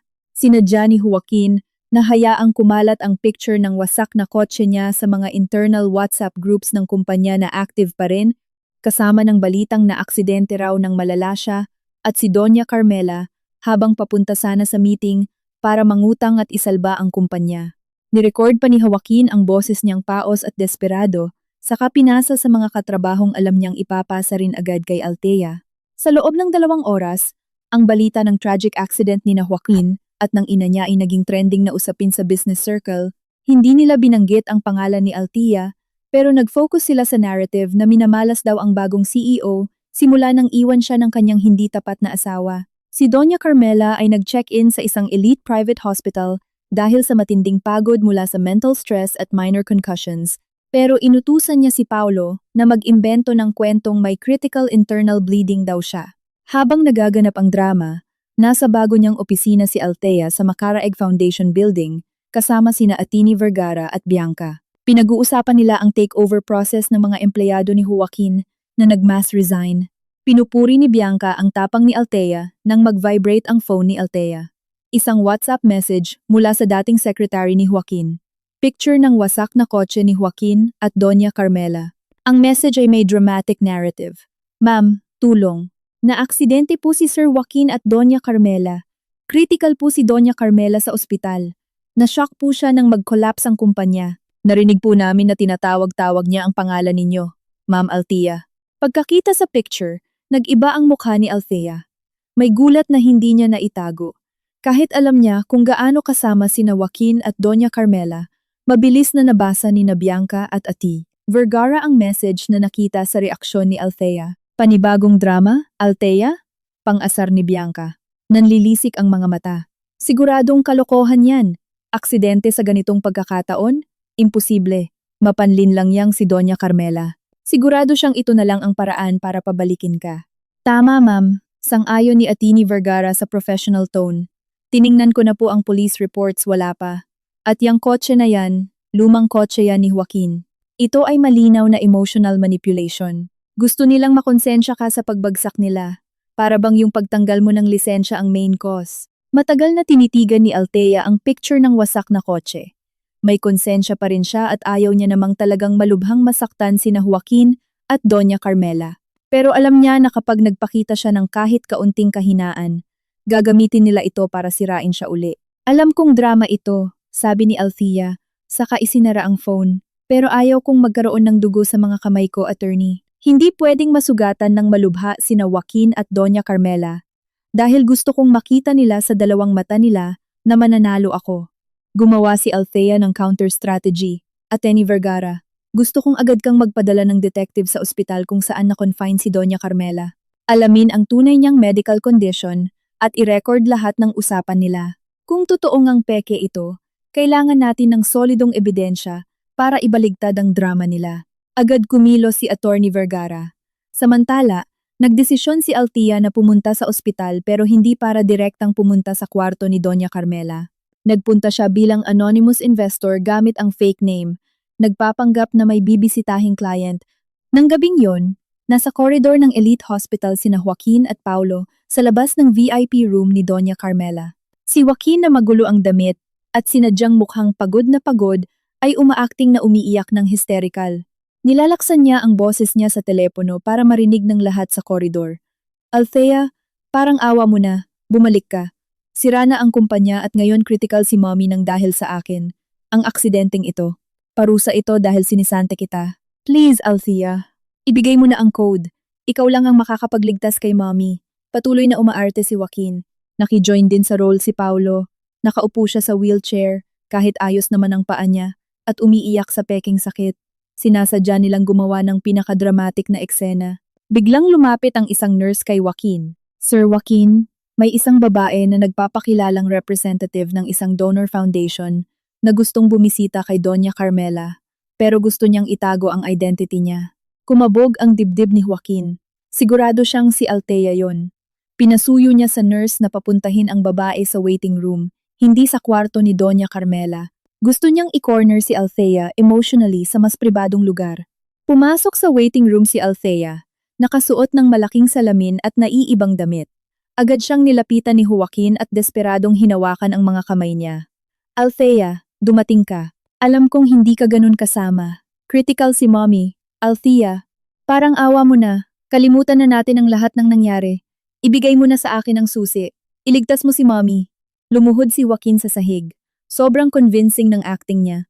Tinitigan siya ni Althea ng diretso sa mata. Mahirap basahin ang ekspresyon niya. Hindi po ako si Althea, sir. Pinadala lang po ako ng may-ari ng foundation para tingnan ang kondisyon ni Doña Carmela. Nabigla daw po ang may-ari sa masamang balita tungkol sa krisis ng kumpanya ninyo, sabi ni Althea sa binagong boses. Hindi, basta iligtas mo lang si mommy. Patuloy sa pagmamakaawa si Joaquin. Nilaro na ang huling emosyonal na alas niya. Nasusuka si Althea sa acting ni Joaquin. Muntik na siyang maniwala, pero saktong nakareceive siya ng text mula kay Ati. Vergara, ma'am, na-record ng detective, yung doktor ni Doña Carmela ay kaibigan pala ni Paulo. Mild fatigue lang ang kondisyon niya, walang internal bleeding, fake lahat. Nawala ang awa ni Althea at napalitan ito ng nagyayelong galit. Ang kapal ng mukha nilang magpeke ng critical illness at car accident para lang manipulahin ako. Tinanggal ni Althea ang mga kamay niya sa pagkakahawak ni Joaquin. Ipaparating ko po ang mensahe ninyo sa may-ari ng foundation, sir. Pero sa pagkakaalam ko, sobrang pinapahalagahan ng may-ari ang integridad at galit siya sa manipulasyon. Kung ang krisis ninyo ay dahil sa maling desisyon at kayabangan nyo, sa tingin ko hindi na mangingialam ang may-ari ng foundation. Lalo na kung may kasamang kasinungalingan, malamig na sabi ni Althea. Binigyan niya si Joaquin ng calling card. Kung gusto mo talagang humingi ng tawad, kontakin niyo ang abogado ni Mrs. Althea. Huwag niyong gamitin ang pangalan ng asawa niyo sa mumurahing drama na ganito. Nagdurugo ang kumpanya ninyo, sir. Tapos abala kayo sa pag-acting sa ospital. Tumalikod si Althea at naglakad palayo. Natahimik si Joaquin, gulat na gulat dahil pumalpak ang tactics niya at nabisto ang acting niya. Hindi niya alam na nagmakaawa siya sa harap ng babaeng ipinagtabuyan niya. At alam na alam ng babaeng yun na ang buong car accident drama nila ay isang nakakadiring kasinungalingan. Matapos lisanin ng ospital, wala nang nadaramang awa si Althea. Ang kanyang lihim na pagbisita ay hindi lamang nagbunyag sa pekeng drama sa aksidente ni Joaquin at Doña Carmela, kundi nagpatibay rin sa kanyang determinasyon. Napagtanto niya na ang kalaban niya ay walang pag-aalinlangang gumamit ng pinakamasuklam-suklam na kasinungalingan upang manipulahin ang sitwasyon pabor sa kanila. Bumalik si Althea sa opisina ni Attorney Vergara. Nang gabing iyon, silang dalawa ay nagtatrabaho sa isang tensyonadong katahimikan, sinusuri ang mga recording na nakalap ng detective. Ang mga recording ay naglalaman ng mga usapan ni Doña Carmela, Joaquin at Paulo sa ospital kung saan tumatawa sila ng malakas dahil nagtagumpay silang linlangin ang mga NARS at umaasang darating na si Althea. Ang pinakamahalaga, mayroong recording si Doña Carmela na hindi sinasadyang umamin sa maling paggamit ng pondo na ginawa ni Paulo ilang buwan na ang nakararaan. Ma'am, isa itong gintong ebidensya, sabi ni Atini Vergara, habang inuulit ang recording kung saan dinig ang pagod ngunit nasisiyahang boses ni Doña Carmela. Paulo, kailangan mong mag-ingat sa natitirang pera mula sa pagbebenta ng asset. Huwag mong hayaang malaman ni Joaquin na inubos mo na naman sa sugal. Mabuti na lang at tanga ang Althea na iyon. Hindi niya kailanman sinusuri. Ngayon na may krisis, malilihis ang atensyon ng lahat. Iyon ay perpektong nakatagong pag-amin. Attorney Vergara, wika ni Althea, nagniningning ng malamig ang kanyang mga mata. Ang pag-amin na ito ay hindi lamang nagpapatunay ng kanilang manipulasyon, kundi pati na rin ang masamang integridad na itinatago nila sa mahabang panahon. Ngayon ay mayroon na tayong bala para umatake sa Board of Directors meeting. Magpapatunay ito sa lahat na ang krisis sa kumpanya ay hindi lamang kamalasan, kundi isang serye ng mga moral default na ginawa ni Joaquin at ng kanyang pamilya. Nagbigay ng strategic na tagubilin si Althea. Gusto kong tumawag kaagad ng extraordinary board of directors at major shareholders meeting. Gamitin mo ang ebidensyang ito para ipagdemand ang pagsisante kay Joaquin mula sa pagiging CEO batay sa gross misconduct at fiduciary duty violation. Habang kumikilos si Attorney Vergara sa aspeto ng batas at ng board, inactivate naman ni Althea si Bianca sa pampublikong arena. Inutusan ni Althea si Bianca na magdaos ng agarang press conference hindi para direktang atakehin si Joaquin, kundi para i-announce ang malawakang pag-withdraw ng mga investment sa mga kumpanyang napatunayang may pamamahala na sangkot sa manipulasyon at maling paggamit ng pondo. Siyempre, kahit hindi binanggit ni Bianca ang pangalan ni Joaquin, alam ng lahat sa industriya kung sino ang pangunahing target. Kinaumagahan, umabot na sa sukdulan ang kaguluhan sa opisina ni Joaquin. Walang pag-unlad sa pagpapanumbalik ng sistema at walang tigil sa pagring ang mga telepono mula sa galit na board of directors dahil hindi makapagbigay ng anumang solusyon si Joaquin. Sina Doña Carmela at Paulo na nakalabas na sa ospital ay bumalik sa bahay na punong-puno ng pagkatalo, napagtanto na ang kanilang peking aksidente ay tuluyang nabigo. Sa gitna ng kaguluhan, nakatanggap si Paulo ng tawag mula sa isa sa mga kasamahan niya sa sugalan. Iniutos ng taong iyon na agad bayaran ni Paulo ang kanyang malaking utang na na-delay. Sumigaw ng tarantang si Paulo sa telepono. Gayunpaman wala siyang magawa dahil naka-freeze na ang lahat ng asset ni Joaquin at wala na siyang pera. Si Doña Carmela na nakarinig ng sigaw ni Paulo ay agad siyang nilapitan. Paulo, pwede ba tumahimik ka? Sapat na ang mga problema natin. Huwag mo nang idagdag yung utang mo sa sugal, bulyaw ni Doña Carmela. Kailangan ko ng pera, mami. Pinagbabantaan nila akong ire-report sa pulis. Bakit hindi niyo ako kailanman binigyan ng puhunan para sa maayos na negosyo? Lagi niyo akong binibigyan ng sobrang pera, sagot ni Paulo, na ngayon ay umaatake pabalik sa kanyang ina dahil sa desperasyon. Sobrang pera? Hindi pa ba yun sapat para sa'yo? Hindi! Kayo na mismo ang nagsabi na iyon ay para pagtakpan ng pagkakamali at hindi maamoy ni Joaquin. Aksidenteng nabanggit ni Paulo ang linyang sadyang napakamapanira. Si Joaquin, na nakatayo sa may pintuan, ay narinig ang buong pagtatalo. Nanlalaki ang mga mata sa gulat. Nawala na sa kanya ang kumpanya, asawa, at mga ari-arian niya. At ngayon ay alam na niyang nagtago ang kanyang ina at kapatid ng katotohanan tungkol sa pag-abuso sa pera niya. Anong pinag-uusapan ninyo? Sobrang pera? Anong pagkakamali? Tanong ni Joaquin. Mahina ngunit puno ng panganib ang kanyang boses. Nag-freeze sina Doña Carmela at Paulo. Namutla ang kanilang mga mukha. Sinubukan nilang magpalusot. Ngunit labis ng galit at na-stress si Joaquin para maniwala. Nagtatago kayong dalawa ng sikreto sa akin. Nagbebenta kayo ng asset at hindi pumapasok ang pera sa kumpanya, di ba? Para yon kay Paulo. At pinagtatakpan iyon ni Mommy. Pinaratangan ni Joaquin ang kanyang ina. Nanginginig siya. Sumiklab ang matinding pag-aaway kung saan napilitan si Doña Carmela na umamin na madalas siyang nagbibigay ng backup funds mula sa pagbebenta ng assets kay Paulo upang takpan ang mga utang at pamumuhay nito sa pag-asang magbabago ito. Hindi nila kailanman inisip na sirain ang kumpanya, ngunit masyado silang naniwala na si Althea na laging tahimik ay magbubulag-bulagan lang. Ang pag-amin na ito mula kay Doña Carmela ay ang pangalawang nakatagong pag-amin na mas naging emosyonal at mapanira kay Joaquin. Si Joaquin, na wala na ngang natira, ay nakaramdam ng pagtataksil mula sa dalawang taong pinakamalapit na kanyang ipinagtanggol at pinagkatiwalaan.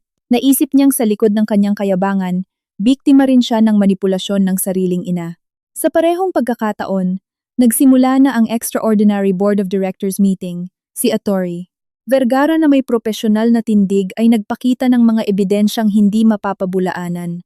Ipinakita niya ang financial reports na inihanda ni Althea na nagtatala ng anomalyang daloy ng pondo na tumutukoy sa pang-aabuso ng mga asset na sinusundan ng voice recordings ni Doña Carmela at Paulo. Ipinakita rin niya ang patunay ng legal na pagbawi ng lisensya ng MCYS 50. Mga kagalang-galang na miyembro ng board, Ang krisis na ito ay hindi puro system failure. Ito ay ang pagkabigo ng integridad ni Joaquin na dahil sa kayabangan ay nagtanggal sa key manager at hindi pinansin ang mga babala, pati na rin ang ethics failure na magbulag-bulagan sa manipulasyon ng mga asset ng kanyang sariling pamilya, sabi ni Aturi. Vergara, isinasara ang kanyang presentasyon sa formal na paghiling ng pagsisante kay Joaquin bilang CEO. Ang hiling ay sinundan ng katahimikan bago tuluyang dumating ang alon ng pagsang-ayon. Sumang-ayon ang board of directors na si Joaquin ay hindi lamang pumalpak bilang CEO, kundi sinira niya ang reputasyon at tiwala ng kumpanya.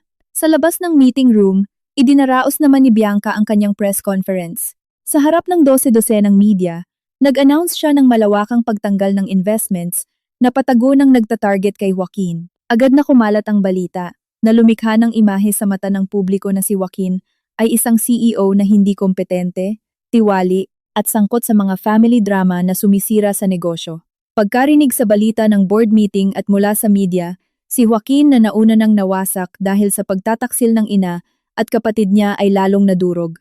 Na-realize niyang palaging isang hakbang na nauuna si Althea. Hindi lang pera ang kinuha ni Althea sa kanya, kundi maging karangalan, integridad, at ang posisyon niya sa harap ng publiko. Nakuha ni Althea ang lahat ng ebidensya at hidden confessions na kailangan niya legal na ebidensya ng pagpalpak ni Joaquin, patagong pag-amin ni na Doña Carmela at Paulo sa pagnanakaw ng pondo, at emosyonal na pag-amin mula mismo kay Joaquin ng pagsisisi niya sa pagpapalayas kay Althea. Nakahanda na ang entablado para sa malaking pasabog na magiging katapusan ng kapangyarihan ni Joaquin. Opisyal nang tinanggal si Joaquin sa kanyang posisyon bilang CEO. Ang desisyon ng Board of Directors na pinalakas ng ebidensya ng manipulasyon na ibinunyag ni Attorney Vergara ay nag-iwan kay Joaquin na walang magawa. Sa loob ng isang gabi, nag-iba ang buhay niya mula sa isang CEO na hinahangaan patungo sa isang dating executive na kinasusuklaman at sinampahan ng kaso. Sina Doña Carmela at Paulo, na naipit sa utang at internal betrayal, ay nagtatago na lamang ngayon sa kanilang marangyang bahay na malapit ng makumpiska. Gayunpaman, ayaw ng board of directors na tuluyang bumagsak ang kumpanya ni Joaquin. Alam nilang ang susi sa pagbangon ay ang lisensya ng MCS50 na hawak ng Macaraeg Foundation. Bilang huling pagtatangka na isalba ang imahe at asset ng kumpanya, nagpa siya ang board of directors na magdaos ng malawakang gala at pagdiriwang ang seremonya ng pagliligtas sa kumpanya at ang pagtatalaga ng interim CEO. Ang kaganapang ito ay sadyang idinisenyo upang ipakita sa publiko at media na naka-move on na ang kumpanya mula sa krisis ni Joaquin. Inimbitahan nila ang lahat ng shareholders, major clients, at importanteng business figures, kabilang na si Bianca, at ang pinaka-inaabangan sa lahat ang kinatawan mula sa Macaraeg Foundation. Umasa silang sa pamamagitan ng pagbibigay-pugay sa foundation ay maibabalik nila ang lisensyang iyon. Sa likod ng mga eksena, nakatanggap si Althea ng formal na imbitasyon bilang pangunahing kinatawan ng Macaraeg Foundation. Alam ni Althea na ito ang perpektong entablado. Hindi siya darating para makipagkasundo, kundi para ibunyag ang lahat.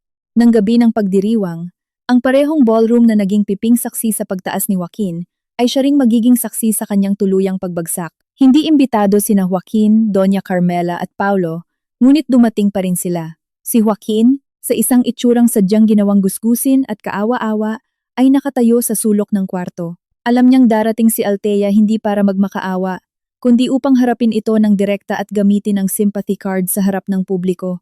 Nandyan din sina Doña Carmela at Paulo, matigas ang mga mukha, umaasang may himalang maaabot nila. Nagsimula ang programa sa mensahe mula sa chairman ng board of directors. Pinuri nila ang mabilis na hakbang ng kumpanya upang lampasan ang krisis at pinasalamatan ang lahat ng tumulong. Pagkatapos, dumating na ang pinakamahalagang sandali, ang pagbibigay-pugay sa Macaraeg Foundation. At ngayon, sabi ng chairman ng board, nais naming imbitahan ang kinatawan mula sa kampong naging susi sa ating pagliligtas, isang taong nagpakita ng napakagandang integridad at talino sa negosyo. Inaanyayahan namin ang kinatawan ng Macaraeg Foundation. Mangyari po sanang umakyat sa entablado. Ang lahat ng mata ay nakatuon sa entrance. Pinigilan ni na Joaquin, Doña Carmela, at Paulo ang kanilang paghinga. Umasa silang ang darating ay si Ati Vergara upang makapag-negotiate pa si Joaquin. Ngunit ang lumitaw ay hindi si Ati ni Vergara.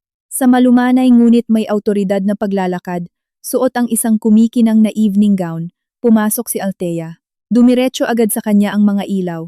Umingay ang buong ballroom. Hindi dahil sa papuri, kundi dahil sa matinding pagkabigla ng marami. Hindi maaari, bulong ni Joaquin. Lumaki ang mga mata at hindi makapaniwala. Mahigpit na hinawakan ni Doña Carmela ang braso ni Joaquin. Siya, si Althea yan. Bakit siya ang nandito, hindi ba't isa yung charity foundation? Naglakad si Althea papunta sa entablado. Pagdating niya sa gitna ng kwarto, huminto siya saglit. Lumingon ng direkta kina Joaquin, Doña Carmela, at Paolo. Isang manipis na ngiti ng tagumpay ang sumilay sa kanyang labi. Ang ngiting iyon ay tila kutsilyong sumaksak sa kayabangan ni Joaquin. Umakyat si Althea sa stage. Kinuha agad ng nalilitong chairman ng board ang pagkakataon. Ma'am Althea, hindi namin inaasahan na kayo ang darating. Kinuha ni Althea ang mikropono. Magandang gabi, mga ginoo at ginang. Hindi ako ang kinatawa ng Makaraeg Foundation, sabi niya. Ang boses niya ay malinaw at mariin, binasag ang nakakakilabot na katahimikan. Ako ang founder, sole owner at may hawak ng karapatan sa patente ng lahat ng assets na nasa ilalim ng Makaraeg Foundation, pagbubunyag ni Althea.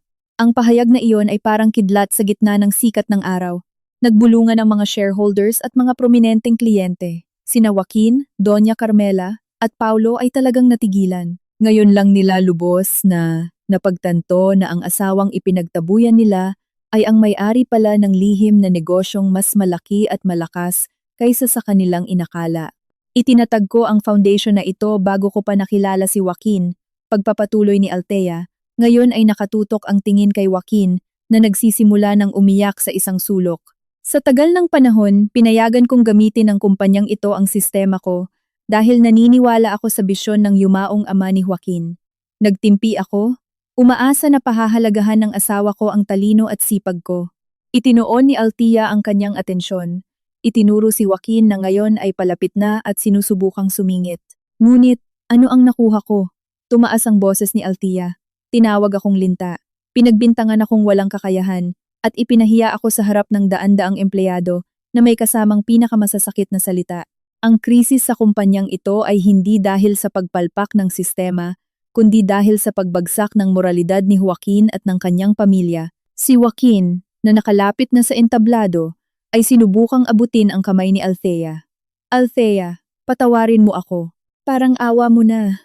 Nagsisisi na ako. Kasalanan lahat ito ni na Mami at Paulo. Biktima lang ako. Kailangan ko ang code. Kailangan kita. Mariing inilayo ni Althea ang kanyang kamay. Huli na, Joaquin. Tumango siya kay Ati Vergara na nakatayo sa gilid ng stage.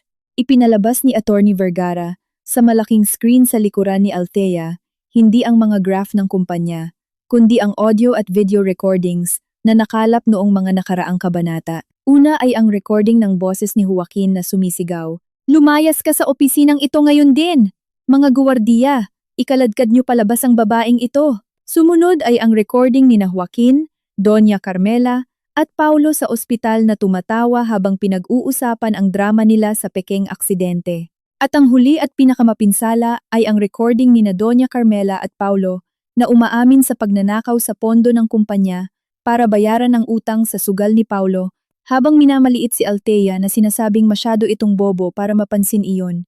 Ang pasabog sa gitna ng pagdiriwang ay sumalpok sa lahat na parang tsunami. Gulat na gulat ang mga shareholders nang makita nila ang kawalang hiyaan ni na Joaquin at ng pamilya niya. Si Joaquin, matapos mapanood iyon sa harap ng daan-daang matataas na tao, ay napaupo sa harap ng stage dahil sa matinding hiya at pagkakadurog. Sina Doña Carmela at Paulo, na napagtantong nakunan pala sila, ay nagtangkang tumakas.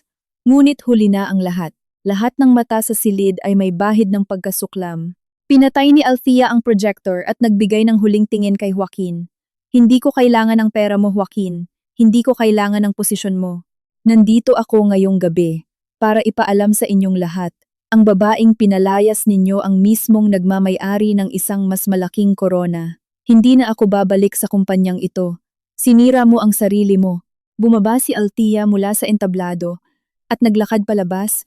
Sinasabayan ng taos-pusong palakpak mula sa mga empleyado at kasamahan sa trabaho na ngayon ay nakikita siya bilang isang bayani na nagdala ng hustisya. Iniwan niya sina Joaquin, Doña Carmela at Paulo na tuluyang nawasak, natahimik dahil sa kahihiyang ginawa nila mismo. Ang gabi pagkatapos ng pagbubunyag na iyon, ay hindi naging tahimik para kina Joaquin, Doña Carmela at Paulo. Ang kahihiyan na ginawa nila ay mabilis na nag-viral. Inilathala ng pambansang media at naging pangunahing usapan sa mundo ng negosyo. Si Joaquin, na bumagsak sa harap ng stage noong gabi ring iyon, ay ngayon nakakulong sa kanyang marangyang bahay na parang isang kulungan. Wala siyang magawa kundi panoorin ang kanyang sariling pinapahiya ng paulit-ulit sa telebisyon. Samantala, nagtuturuan at hysterical ang ina niya at si Paulo. Lahat ng ito dahil sa iyo, Joaquin. Kung hindi mo pinahiya ang babaeng yun sa publiko, wala siyang rason para sirain tayo. Sigaw ni Doña Carmela na binato ang flower vase sa pader. Ideya ninyo lahat yon para tanggalin siya. At si Paulo ang nagnakaw ng pera. Kaya ngayon hinihingi niya lahat ng nawala sa kanya. Sagot ni Joaquin, ibinuhos na ang lahat ng galit niya sa kanyang sariling pamilya. Silang tatlo ay naipit sa patuloy na pag-aaway at pagsisisi. Gayunpaman, ang away ng pamilya ay naputol ng malakas na katok sa pinto.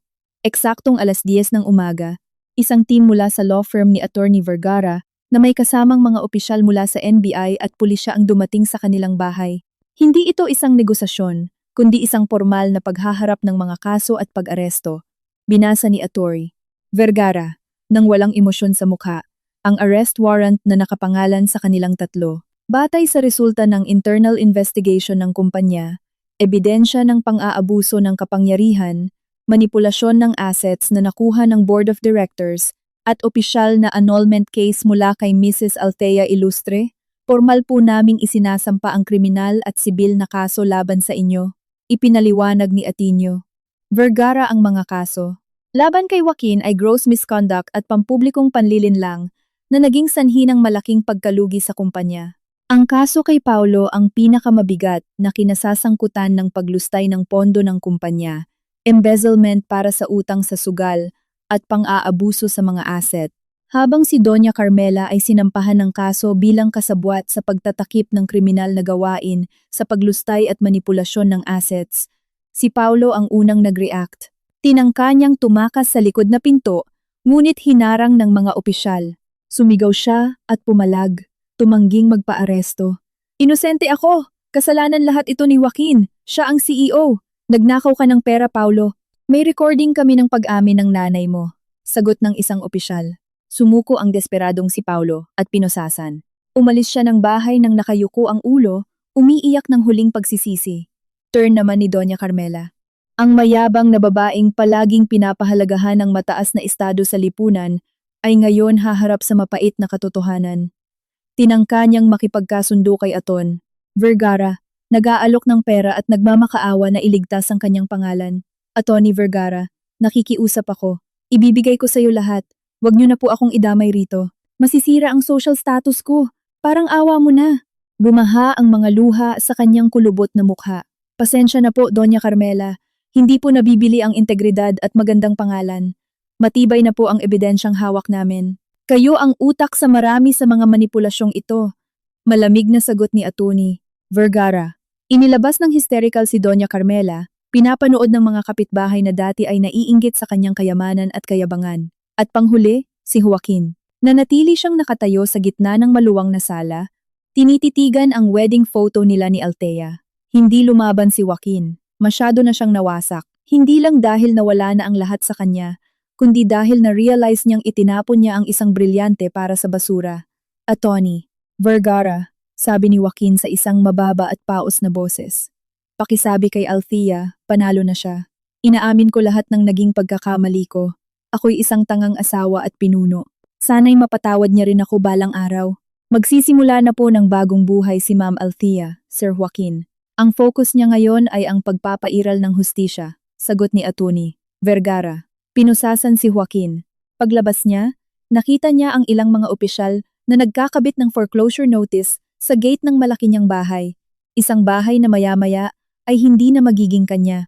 Habang sina Joaquin at pamilya niya ay nahaharap sa mahigpit na prosesong legal, nasa isang tahimik na coffee shop sa BGC sina Althea at Bianca, pinag-uusapan ang kanilang mga susunod na hakbang sa negosyo. Kababago lang pumirma si Althea ng isang malaking kontrata para sa kumpanya niya.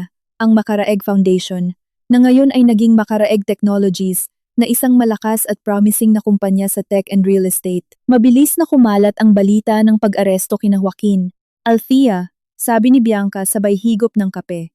Lahat ngayon ay pinupuri ang talino at tapang mo. Wala nang naglakas loob na maliitin ka pa. Hindi ko to ginawa para sa papuri, Bianca. Ginawa ko to para patunayan na ang babaeng itinuring na linta ng asawa niya ay kaya palang maging reyna ng sarili niyang kaharian. Sagot ni Althea. Dumating at sumama si Attorney Vergara. Ma'am, naisampa na po namin ang civil lawsuit para sa financial loss ng kumpanya. I-auction po ang mga assets ni Joaquin at Doña Carmela para mabayaran ang utang ng kumpanya. Mawawala sa kanila ang lahat, kasama na ang mansyon nila. Tumango si Althea. Sige, sundin po natin ang prosesong legal, attorney. Siguraduhing walang lusot. At para kay Joaquin, gusto kong bigyan mo siya ng isang huling balita habang ini-interrogate. Ang kumpanya ko, ang Makaraeg Technologies, ang sumalo sa lahat ng kontrata ng Project Aguila na sinira niya noon. Tatapusin ko ang proyekto na yon at ipapatunayan ko na siya lang ang pumalpak, hindi ang kumpanya ko. Ang balitang ito ang naging huling suntok sa sikolohiya ni Joaquin. Hindi lang siya nakulong at naghirap, kundi kailangan din niyang makita ang kanyang dating asawa, ang babaeng ipinagtabuyan niya na dumating, inangkin ang kanyang pinakamalaking pagkatalo at ginawa itong isang makinang na tagumpay. Sina Joaquin, Doña Carmela at Paulo ngayon ay kailangang harapin ang mapait na katotohanan sa likod ng rehas. Napagtanto ni Joaquin na nawala sa kanya ang lahat, matalinong asawa, kayamanan, at kalayaan. Sina Doña Carmela at Paulo ay nawalan ng social status at komportabling buhay na matagal nilang inenjoy. Naramdaman nila ng husto ang kinahinatnan ng kanilang kayabangan, kasakiman, at pagtataksil. 3 taon na ang lumipas mula ng gabing maganap ang pagbubunyag na iyon. 3 taon mula ng posasan at ikulong sina Joaquin, Doña Carmela, at Paulo, na iniwan ang kanilang mansyon na opisyal ng nasamsam at na-auction para matakpan ang mga utang ng kumpanya. Ang dating kumpanya ni Joaquin, sa tulong ng pamamagitan ng Board of Directors at pansamantalang tulong ni Atty. Vergara at ng kanyang team, ay matagumpay na naisalba sa tuluyang pagkalugi. Kahit pa kinailangan nilang dumaan sa malaking restrukturasyon at malaking pagbagsak sa porsyento nila sa merkado, sa kabilang banda, pumasok na si Althea sa isang maluwalhating bagong yugto ng kanyang buhay. Ang Makaraeg Technologies, na dati ay isa lamang foundation at palihim na vendor, ay lumago bilang isang iginagalang na higante sa property at technology sa Timog Silangang Asya.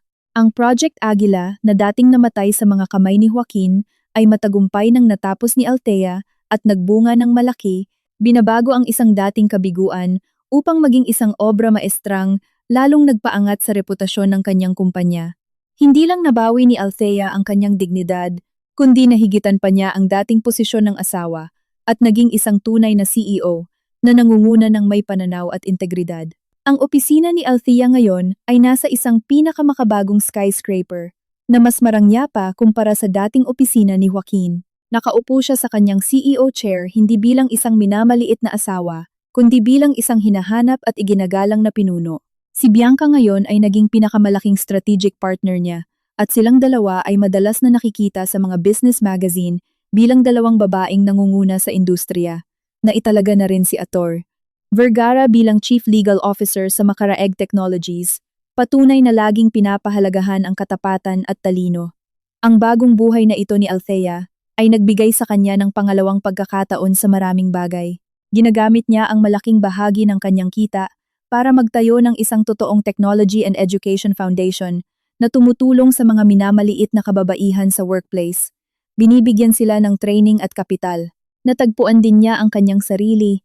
Lumayo na siya sa anino ng kanyang toxic na kasal at nag-focus sa pamanang kanyang ginagawa.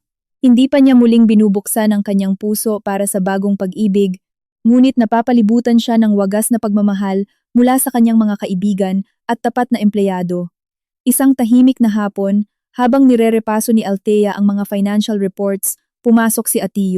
Vergara, dala ang isang hindi pangkaraniwang folder. Hindi iyon isang business report, kundi isang liham mula sa korte. Ma'am Althea, may official letter po mula sa korte. Natapos na nina Joaquin, Doña Carmela, at Paulo ang sentensya nila. Sila po ay mapapalaya na sa ilalim ng parole. Paliwanag ni Atty. Vergara sa isang neutral na boses. Natigilan si Althea at inilapag ang kanyang ballpen. Matagal na niyang hindi naririnig ang pangalan ni Joaquin. Wala na siyang nararamdamang galit, kundi isang manipis na awa lamang. Kumusta na ang kalagayan nila? Tanong ni Althea. Nawala na sa kanila ang lahat, ma'am. Ang bahay, assets, at reputasyon nila. Si Paulo daw po ay ibinalitang muling nabaon sa utang pagkalabas ng kulungan. Si Doña Carmela po ay napilitang manirahan sa isang maliit na uupahang bahay. Samantala si Joaquin, nakaranas siya ng hirap sa loob. Wala siyang kahit anong abilidad kundi ang pagiging mapagmataas na boss. Siya ngayon ay nagtatrabaho na lang kung saan-saan at nabubuhay sa kahirapan, sagot ni Atty. Vergara. Gusto kong makamit nila ang hustisya, attorney, pero hindi ko to tinuturing na parusang kamatayan. Kailangan nilang bayaran ang mga pinsalang ginawa nila, wika ni Althea. Ano ang demands nila? Wala po, ma'am. Nagpadala lang po si Joaquin ng isang opisyal na sulat sa pamamagitan ng public attorney na ibinigay sa kanya ng gobyerno. Naglalaman po iyon ng huling paghingi ng tawad at pag-amin na kayo lang po talaga ang tanging dahilan kaya naging stable ang kumpanya dati. Inamin niyang siya ay naging tanga nang sisantehin niya kayo, paliwanag ni Atty. Vergara, iniaabot ang sulat. Binasa ni Althea ang sulat ng dahan-dahan. Sa sulat na iyon, inaamin ni Joaquin na siya ay naging isang pumalpak na asawa at isang arogante at bulag na pinuno. Humihingi siya ng tawad para sa lahat ng masasakit na salita, lalong-lalo na ang pagtawag kay Althea na linta. Sinabi niyang nawala na sa kanya ang lahat, at ngayon ay napagtanto niya na ang tunay na kapangyarihan ay hindi nakukuha sa posisyon, kundi sa kakayahan at integridad. Ibinaba ni Althea ang sulat sa mesa. Tumingin siya sa labas ng bintana, tinititigan ang lungsod na ngayon nasa ilalim na ng kontrol niya. Nawala na ang lahat kay Joaquin, at siya naman ang nagwagi sa labanang ito. Ngunit ang tunay na tagumpay ay hindi ang pagmasdan ang pagkasira ng dating asawa, kundi sa kalayaan na nakamit niya. Atty. Vergara, hindi ko siya mapapatawad, ngunit hindi ko rin hahadlangan ang pag-uumpisa niyang muli ng kanyang buhay, wika ni Althea. At siya'y nagbigay ng hindi inaasahang instruksyon. Gusto kong makipag-ugnayan ka kay Joaquin ng anonymous. Alukin mo siya ng pangalawang pagkakataon. Hindi sa kumpanya ko, kundi sa educational foundation na tinayo ko. May karanasan sa pamamahala si Joaquin, bagamat masama. Alukin mo siya ng posisyon bilang logistics manager sa isa sa ating mga social projects na malayo sa ingay ng syudad. Bigyan mo siya ng sapat na sahod para mabuhay ng maayos, ngunit hindi sapat upang bumalik sa dating marangyang pamumuhay. Hindi ito tulong, attorney. Ito ay isang tunay na pagsubok para sa kanya, upang mapatunayan kung talagang nagsisisi siya at handang magtrabaho mula sa ibaba ng walang kayabangan. Nagulat si attorney Vergara ngunit tumango. Alam niya na kahit nanalo na si Althea sa labanan, nanatiling may mabuti siyang puso. Binibigyan niya si Joaquin ng pagkakataon hindi dahil sa pagmamahal, kundi dahil naniniwala siya sa potensyal na magbago ang isang tao. Ito rin ay isang uri ng parusa na mas tahimik at mas kapupulutan ng aral kumpara sa kulungan. Ngumiti si Althea, ibinalik ang atensyon sa report. Alam niyang tapos na ang kwento ng pag-ibig nila ni Joaquin, ngunit ang kwento ng kanyang tagumpay at pagpapakatao ay kakasimula pa lamang. Kanyang itinapon ang pekeng korona ng asawa ng CEO, at ngayoy suot ang totoong korona ng CEO na gawa sa tapang, talino, at integridad. Malayo sa mga skyscraper ng BGC, sa isang project area sa isang liblib na bayan sa Quezon, pinamumuhay ni Joaquin ang bago niyang mundo. Walang mga mamahaling tuksido, walang cellphone na walang tigil sa pagring, at higit sa lahat, walang kayabangan. Ang trabaho niya bilang logistics manager posisyon na nakuha niya nang walang alam kung sino ang nag-alok ay nangangailangan sa kanyang magtrabaho, gamit ang sariling kamay, makipag-ugnayan ng direkta sa mga paghihirap ng mga tao, at ang pinakamabigat, magtrabaho sa ilalim ng manager na walang pakialam sa background niya bilang isang dating CEO. Ang simpleng buhay na ito ay pumilit kay Joaquin na bitiwan ang lahat ng kanyang pagiging arogante. Natutunan niya ang kahulugan ng pagsisikap, pagpapakumbaba, at empatiya mga halagang binalewala niya para lamang sa huwad na kapangyarihan. Mas nararamdaman niyang payapa siya at mas totoo. Alam niyang hindi na siya makababalik sa kanyang nakaraan. Subalit, ipinagmamalaki niya ang lalaking nahanap niya sa kanyang sarili sa gitna ng pagkasadsad na ito. Isang hapon, dumating si Atty. Vergara para puntahan siya. Hindi para sa kasong legal, kundi bilang representative ng foundation. May dalang envelope si Atoryi. Vergara, Sir Joaquin, binabantayan namin ang trabaho mo. Nakikita namin na may malaking improvement ka, lalo na sa integrity at efficiency. Wika ni Atoy. Vergara, napagdesisyonan ng foundation na bigyan ka ng bonus at alukin ka ng mas strategic na posisyon sa sentro ng lungsod. Tinanggihan ni Joaquin ang alok ng may matapat ng ngiti. Maraming salamat, Atin Vergara. Pero mas gusto ko na po rito. Dito, natagpuan ko ang kapayapaan na hindi ko naramdaman noong naging CEO ako. Naiintindihan ko na rito na ang totoong kapangyarihan ay ang maglingkod at hindi ang mag-utos. Sagot ni Joaquin. Siguradong ikalulugod itong marinig ni Ma'am Althea. Sagot ni Atty. Vergara. Nabigla si Joaquin. Si Althea? Ibig sabihin po, ang lahat ng ito. Opo, sir. Ito ay pangalawang pagkakataon na ibinigay ni Ma'am Althea sa inyo. Hindi niya ninais na bumagsak ka ng tuluyan. Ang gusto niya ay magbago ka. At mukhang nagtagumpay ka nga. Wika ni Ati. Vergara habang iniaabot ang envelope. Sa loob ng envelope, naroon ang formal na dokumentong nilagdaan ni Althea. Hindi iyon pardon kundi isang sertipiko ng pagbabayad ng malaking civil debt na nagtali kay Joaquin sa nakaraan niya. Binayaran ni Althea ang pinakamalaking porsyento ng natitirang utang niya at nagbigay ito sa kanya ng kalayaan sa aspetong pinansyal upang simulan muli ang buhay nang walang pasaning mula sa nakaraan. Naiyak si Joaquin dahil naintindihan niyang ang babaeng minsang tinawag niyang Linta, ang natatanging tao na nagbigay sa kanya ng pangalawang pag-asa nang walang kondisyon. Samantala, habang si Joaquin ay natagpuan ang kanyang kapayapaan, ang kapalaran ni Doña Carmela at Paulo ay nagtapos sa mapait. Hindi nila tinanggap na tanggalin ang kayabangan nila noong araw. Tinanggihan nila ang mga maliliit na trabaho at palaging sinusubukang manloko ng mga tao gamit ang sirang reputasyon ng kanilang pamilya. Si Paulo ay muling nabaon sa utang at isyong legal. Si Doña Carmela ay nanirahan sa isang masikip at umuupahang tirahan. Nag-iisa at paulit-ulit na sinisisi si Althea para sa kanyang pagbagsak. Ang kanilang pagsisisi ay nakatuon lang sa yaman na nawala, ngunit walang napansing pagbabago sa pag-uugali nila. Ngayon ay nasa rurok na ng tagumpay si Althea. Pinamumunuan niya ang Macareg Technologies, taglay ang kumpletong autoridad. Sina Bianca at Atty. Vergara ay nagsisilbing pinakamatibay niyang kakampi at gabay. Tinanggal na ni Althea ang peking korona ng asawa ng CEO at sinuot ang totoong korona na gawa sa tapang, talino at integridad. Nagtapos ang kwento hindi dahil sa pagbabalik ni Joaquin upang magmakaawa kundi upang si Althea ay malayang makalipad, maging inspirasyon at mabuo ang isang bagong katapusan bilang isang tunay at responsableng leader. Mga kaibigan, napakaganda talaga ng kwento ni Althea mula sa isang pinahiya at inaaping asawa hanggang sa maging isang nirerespetong babaeng CEO. Di ba't lahat tayo ay natutong ang totoong tapang ay hindi nangangailangan ng sigawan? Ipinakita ni Althea na ang pinakamagandang paghihiganti ay ang lubos na tagumpay at na ang integridad ay palaging mananatiling mas matatag na pundasyon kaysa sa pagiging arogante. Naway magbigay ang kwentong ito sa inyo ng sapat na sigla at kumpiyansa na bawat paghihiwalay ay simula ng mas malaking yugto sa buhay natin. Salamat sa pagsama ninyo sa kwento ni Althea hanggang sa huli. Magkita-kita tayong muli sa mga susunod pang kwento ni Ami.